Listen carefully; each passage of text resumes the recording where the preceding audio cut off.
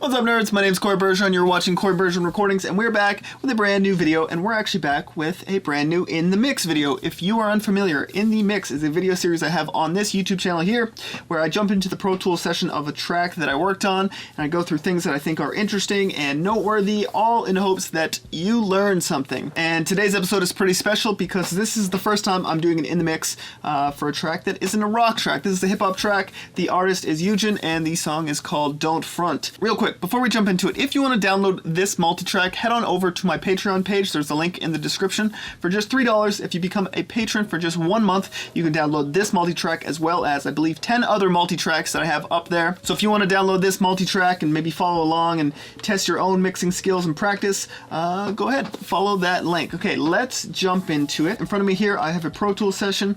In red are the all the percussion elements. We have the drums and the auxiliary percussion elements. Below it we have some sends for the drums. In yellow we have the bass. In the Pro Tools stock blue we have the mid-range instruments like the synthesizers and the transition effects. We have our master buses down here, and I actually mixed the beat before we recorded the vocals. So I have the vocals and everything vocal related after the master session. I spent maybe 3 hours in total working on this track, maybe 2 hours of mixing and 1 hour of engineering the vocals. The beat was made by my friend Gent. Gent is a really talented beat maker. I'll actually leave a link to his channel in the description because he's uploading beats weekly and he makes some pretty cool stuff. And then the vocals were obviously performed by the artist Yujen, and they originally sent me the track with the beat and vocals that were recorded at home, and the performance was good, but there was just like a ton of noise, like room ambience in the vocal microphone. Like it sounded like it was recorded in a garage or a room that had nothing in it, and unfortunately that was limiting what I was able to do on my end. So I just hit them up and I was like, yo, let's just re-record the vocals. It'll take an hour, and that's exactly what we did. Okay, so let me actually play the song for you so you know what we're working with, and I also recommend to check out the video. There'll be a link for it in the description. The video is awesome.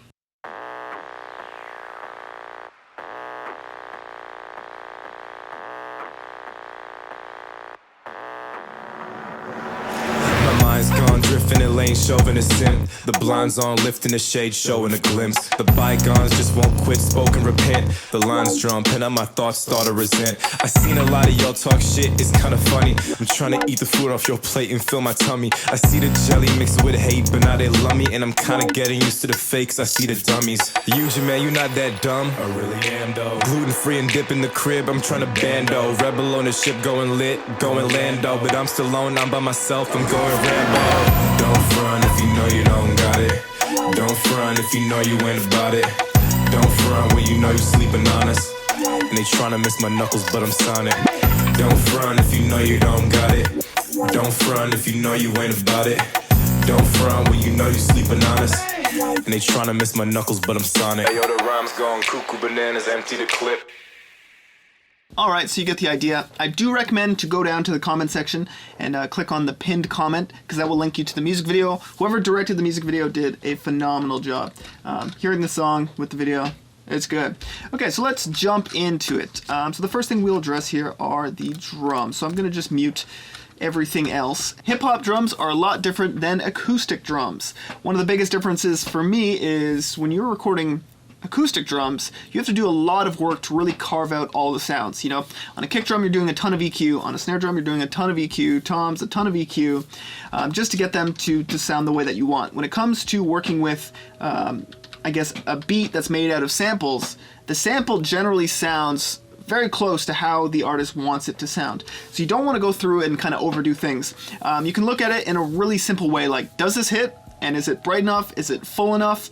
And that's all you really got to do. So if we're looking here at the drums, let me just solo the drums and I'll take off all the effects on it. So this is just what the beat sounds like.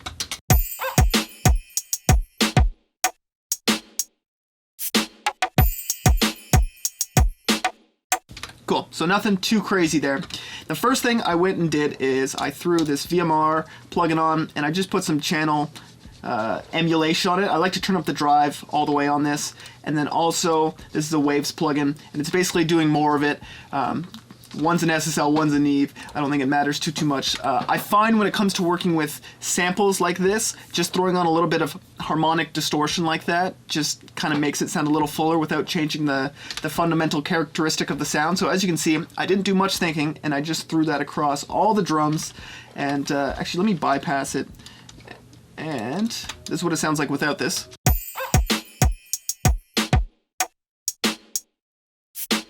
And then with it on,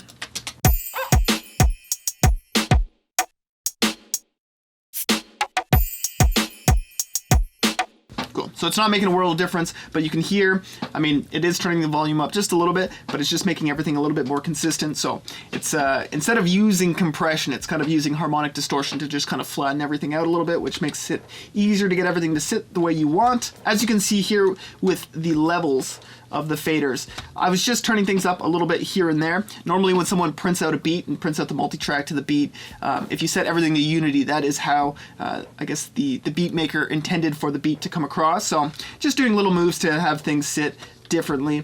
Okay, so let's move on to one of the first big moves that I did, and that was adding drum parallel compression. Now I've made an entire video about it. There will be a link somewhere where you can watch that video, but basically it's just an aux channel where you put an insane amount of compression on, and then you send elements to it and you just blend it into the track ever so slightly, and it helps things punch and just be consistent in the mix. So you can see here, anything with the send that looks like a C1 here is going to our drum parallel compression bus. So I have the kick, snare, claps, and hats, and then I also have these bongos over here. And let me play it with and without, so I'll just play the chorus here.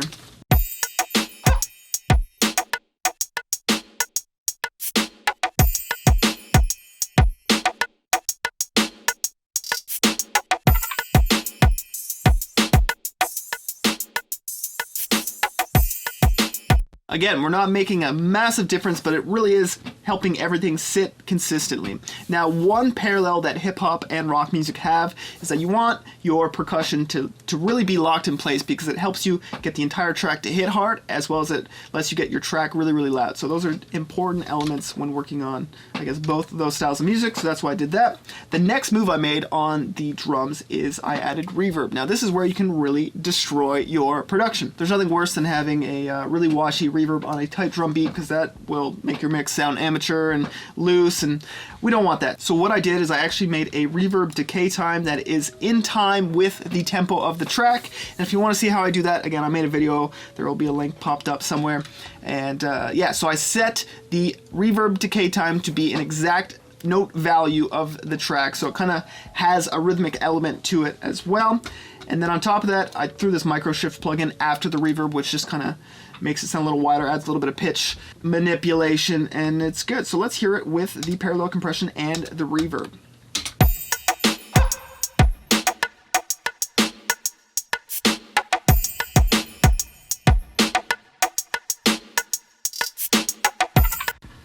Cool. So the reverb sounds good. I mean, just listening to it alone, my gut instinct is that it's a little much, but obviously you want to blend it in context with the track. I think in a lot of cases when you're working on hip-hop music, less is more when it comes to reverb.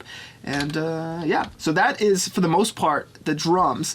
Now, there's a couple of fun little elements that I did here, and you can see that there's a track here called Big Reverb. Actually, let me take this narrow mix off. Boom. Okay, now you can actually see what we're doing here. Okay, so we have this track called Big Reverb, and you can see that I have these sends here, but they're actually turned off, and I actually have them automated. So let's, I don't know if there's a group, but I'll make one called Drums, and Big Verb, mute. Okay, so you can see that it turns on and it turns off. So here in the verse, I think is the best place to show it off. Let me just solo save it. And let me play this verse here, and you will hear it.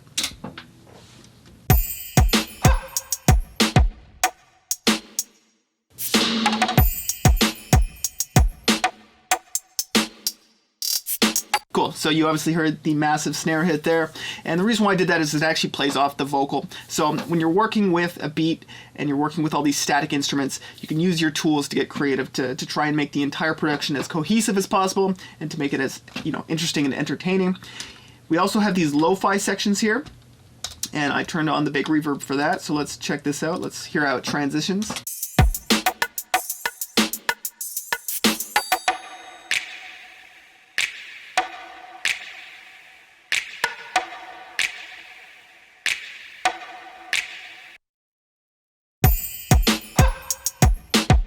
Cool. So again, just to really add some dynamic to the track to make the drums feel farther away and forward. One thing to note again on the big reverb track is that it is a note value that is in time with the actual track's tempo. It's a note value in relation to the tempo.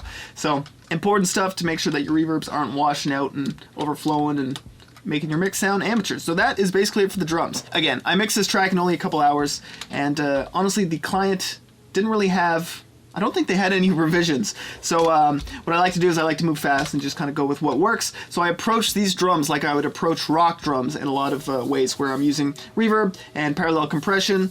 And yeah, to me, I got it to a place that I like them, and then I moved on. So that is the drums. Let's move on to the bass. So I'm going to mute the drums here. And yeah, let's talk about the bass. So I was given 3 different bass tracks, and I will take the plugins off them so you can hear them. So let's boom, boom, boom, boom. Here we go. This is what the 3 bass tracks sound like.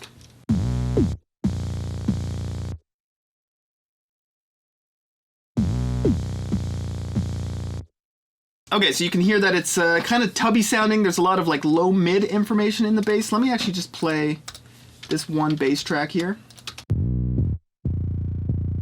So that's clearly the lowest bass. Then we have, so this is more articulate, gives you kind of that top end. And then what's this? Again, this just is like a pluck on top of the bass notes to add some articulation to it. So when it comes to working on hip-hop bass, I have no idea how to approach it, so I approach it the only way I know how, and I approached it like rock bass.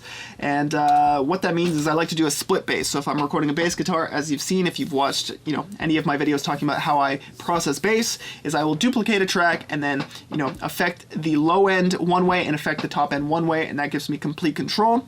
So what I did here is I made this super subby track, the first one, the sub track, and it sounds like this. So I added a limiter to it, so just keep it clamped down. I don't want it moving around. I don't want that low end energy destroying my mix. I want it to just sit in one place. I threw on R-Bass, which is an amazing plugin. An amazing plugin. If you ever have a lack of bass in your kick drum or your bass guitar, this will give you much more than you need. Use it carefully. So I put that at 80 hertz. Again, kind of how I would address a rock bass, where I have the bass, you know, at 80 hertz and the kick drum at 60 hertz. That's what I went with, and that's where it worked for me. And then after that, I have the C6 sidechain plugin, and on this plugin, all I do is I sidechain the sub information to the kick drum. So every time the kick hits, the sub ducks out of the low end of the bass, and then you just get a nice little relationship between the two elements. And yeah, that is the sub of the bass. Now with the top of the bass, this track here, it's cool. There's a little bit of overlap in the low end, so I want to get rid of that. Let's look at this EQ plugin. Boom, that's exactly what I did. I just got rid of that low end all the way up to what? 80 hertz, okay? So I'm leaving all the sub information for that 808 sub track down here. And then I want more character. I want it to be aggressive, and I think this really shaped the overall outcome of this song. So I went ahead and I threw the Decapitator plugin on it. If you're not familiar with this, this is basically just a distortion box, and it gets really aggressive. You have a couple different styles of distortion. I threw the Punish button on, and yeah, mix is wet at 100%. I obviously put the low cut up as well, and that sounds like this. That's cool. Without it, not very cool. Two the basses together. Without the processing together. Don't think that needs much explaining. Obviously, we get the nice clean sub, and then we get that crispy, crunchy, aggressive top of the bass, and boom, we're living life, and it's a good thing. Okay, so I threw a micro shift on it to just kind of make it a little wider, a little stereo to get out of the way, and to just kind of make the bass feel a little bit more 3D, so all three of them together. Pretty cool. And let's hear it now with the drums.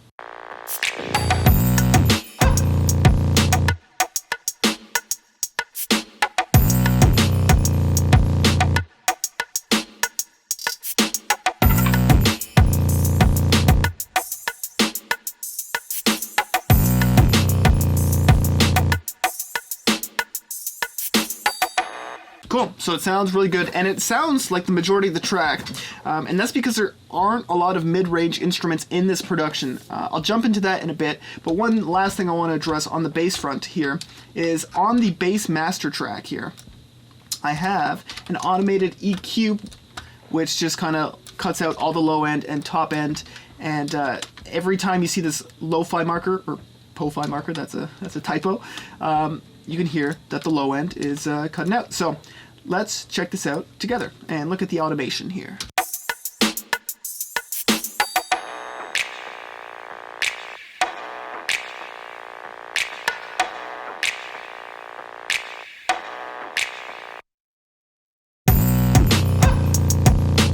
Cool. So when you write that in, you want to make sure that you do it gradually and not just like on the downbeat, because if you do it just on the downbeat, it'll add like a pop or some weird sound that you don't want. So just do it gradually over, you know, a couple beats, and then life is good. Okay, so that is the bass and the drums. Okay, so let's move forward to the mid-range instruments. Now, I am using a template to mix this track. It just has some routing set up. Obviously has my drum reverbs and my parallel compression, and then my master tracks going into my mix bus. And funny enough, these mid-range instruments are all sent to the guitar bus, and none of them are a guitar. Usually when I'm working on a mix, if there's like pianos or keyboards, I'll send those to the guitar bus as well. For me, guitar is synonymous with mid-range when it comes to how I approach organizing my Pro Tools sessions. So let's check out these mid-range instruments. The most important one is this lead synth line, which I actually duplicated. So this is a direct duplicate of the same track here. So why did I do that? On the main track, we have this.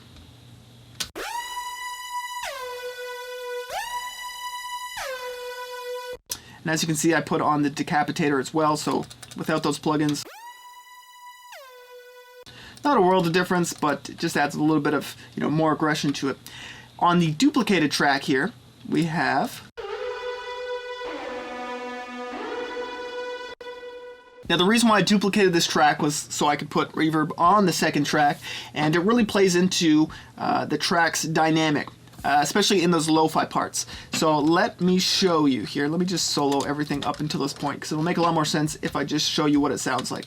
So we have the verse drums that will go into this like pre-chorus lo-fi part and then back to the chorus. Listen to how this mid-range synth part here hits when it comes into the chorus, and listen to how it sounds and how far back it sounds in the lo-fi parts.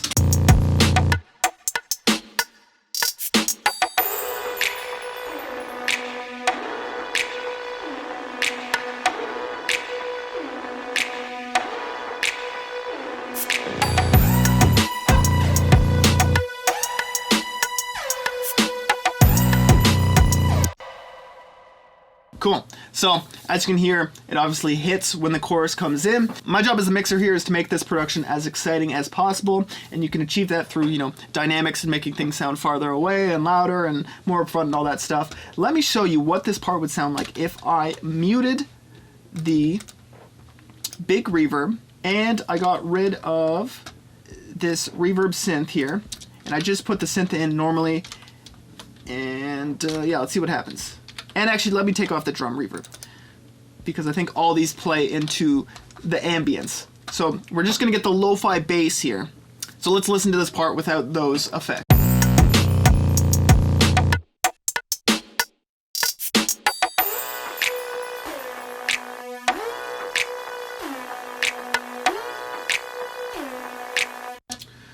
Okay, pretty flat, not very dynamic. And let's throw our friends back in here. We got the big reverb, the drum reverb, and the synth reverb.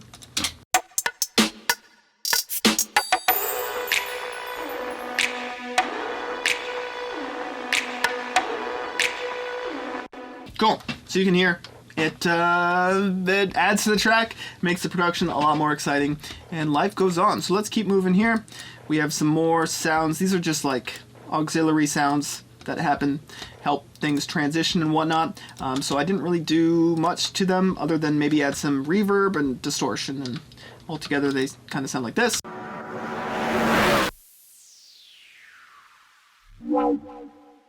Didn't worry too much about those. They probably sit pretty close to Unity, and yeah, there's not much to that.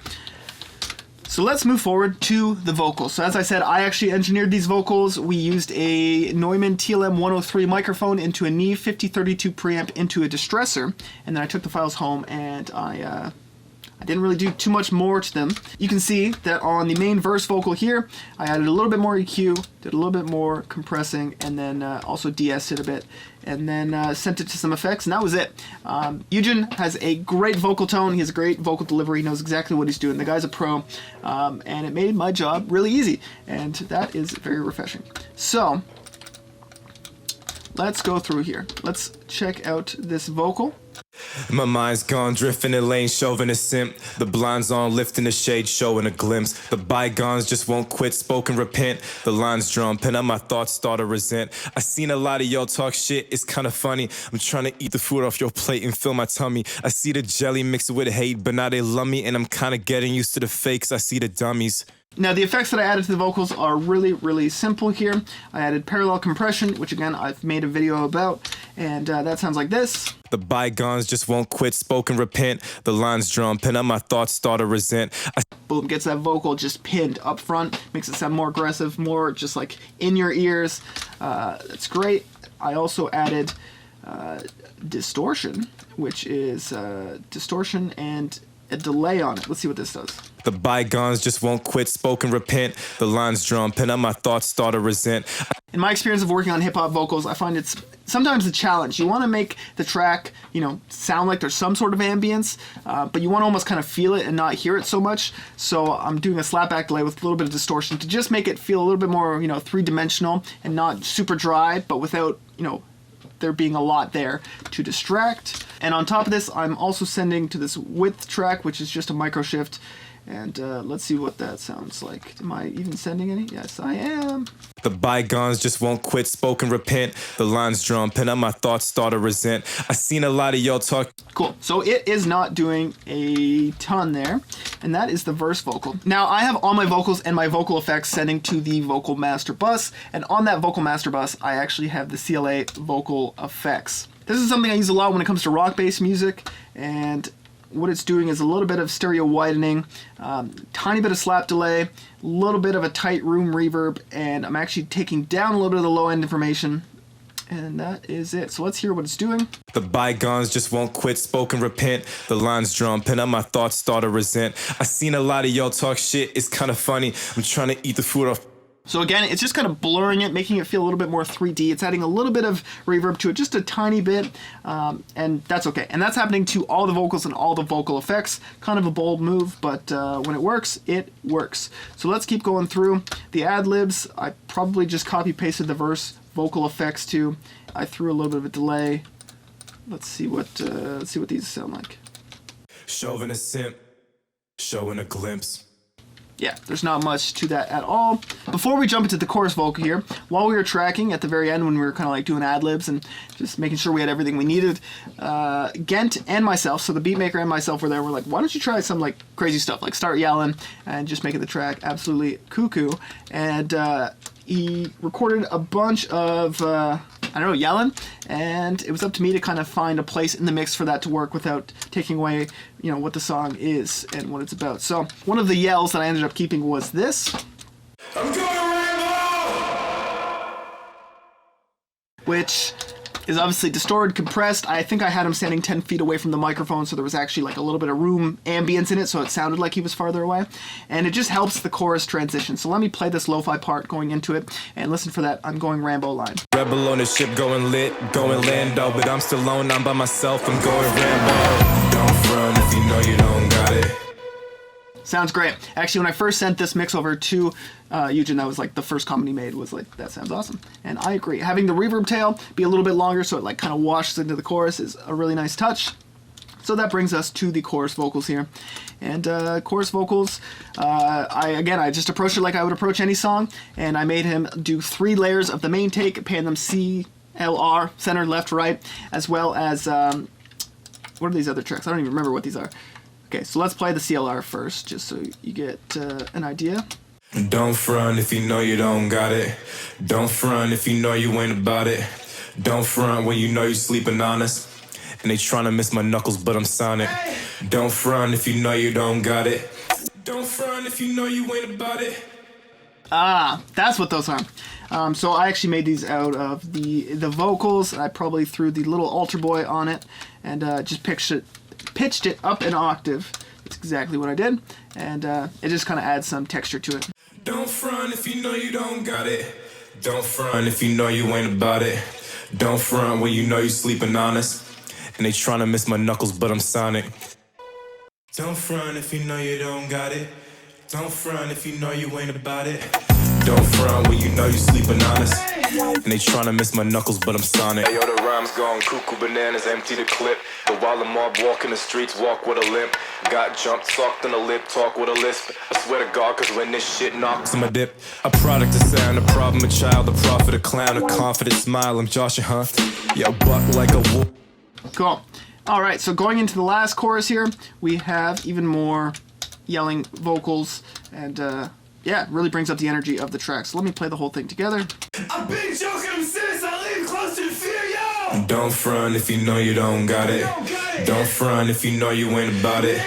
Don't front when you know you sleeping honest. And they tryna miss my knuckles, but I'm sonic. Don't front if you know you don't got it. Don't front if you know you ain't about it. Don't front when you know you sleeping honest. And they tryna miss my knuckles, but I'm... There's a couple mouth noises in there that I could probably eliminate, but oh well, the track's already released. But yeah, you can see here that we have all these vocals in the last chorus. In the second chorus, they're actually there. I just have most of them muted just so the last chorus has a little bit extra character to it. Again, just a little arranging thing I did on my end to do what I thought served the song the best. And those are all the elements. There really isn't a whole lot to this track. You have the beat, the drums there. You have the bass line, and then a couple mid-range effects and the vocals. Let's talk about the master bus here at the end. And again, I approached this like a rock track, and it's actually like my rock mix template. So this is what I use. Although there is one massive difference on here, which is kind of a bold move, and you know, this could get me fired, but you know, see if I can. So the first thing we have here is the VMR, which is not doing anything. This is, as you can see, just set up. These are both at 0 and the trim is at 0, so nothing's going on there. Then we have the SSL comp, which is set the way I would set it to a rock track. The attack as slow as possible, let those transients through, and the release as fast as possible to get that thing pumping and getting the track as loud as possible. I have this Lin MB plugin that is clipping on the master bus, which is just compressing the low end of the track to kind of get that to sit pretty. This VTM, who knows if it's doing anything? It's just sitting there. JST clip, again, this is predominantly used on like rock and metal music, but a little bit of it doesn't hurt. It's only blended in 50%. I might not have even touched anything on there. It might have just been on the template. Now this is where things get crazy. I threw the Decapitator plugin on my master bus. As you can see, I mix it in, what is that, 5%, 10%? And I have it punished, and I have the drive all the way up. Yeah, this is pretty insane. I have never done this before, but I felt like it added something to the track. So let me play the second verse with and without it, and let's get a feel for it. So this is with the Decapitator. Product of sound, a problem, a child, a prophet, a clown, a confident smile. I'm Joshua, huh? This is without. Product of sound, a problem, a child, a prophet, a clown, a confident smile. I'm Joshua, huh? Product of sound, a problem, a child, a prophet, a clown, a confident smile. I'm Joshua, huh? Yo, buck like a Wolfgang mosh pit. Tuck crucifix around my neck, that's how my CrossFit. Yo, riding in Tacoma, my mind trembling. Open my eyes, rolling with water, white lines across your dash. And it's the cops probably passing us. Stuck beside the passenger seat, I hit the apex peak. She running top now with product of sound, a problem, a child, a prophet, a clown, a confident smile. I'm Joshua, huh? Yo, buck like a Wolfgang mosh pit. Tuck crucifix. I think it sounds better. I think everything sounds a little bit tighter, a little bit more consistent, and there's just a little bit more sizzle on the track. Hey, there's no rules to this, and yeah, I'm happy with how it turned out. people seem to be liking the track, the artist likes it, and life goes on, life is good. So that is how I went about mixing the song Don't Front by Yujen. Again, I engineered the vocals, and this is a little something that's outside my comfort zone, but I think the big takeaway here is once you understand your tools and you understand what the end goal is supposed to be, you can find a way to get there. And yeah, work outside of your comfort zone a little bit. Even if you don't think you're a hip-hop guy, don't be afraid to mix a hip-hop track. Yeah, I feel like I could mix hip-hop, I can mix folk music, I can mix pop music, I can mix rock and metal, and do it all justice. Maybe I'm overconfident. Who knows? But anyways, again, if you want to download the multi-track for this song, you can go ahead and head on over to my Patreon page for just $3. You can download this multi-track as well as 10 other multi-tracks, which is a good deal. So go on over and do that. Also, be sure to go down to the comment section, go to the pinned comment there, and click on the actual music video for this track and leave a comment. Say Corey sent you. It would be very cool. And that's basically it for the video. Follow me on Twitter and Instagram, In The Mix. Download the multi-track. Life goes on. I can mix hip-hop. The end. Thank you very much for watching. I'll see you in the next video. Create more.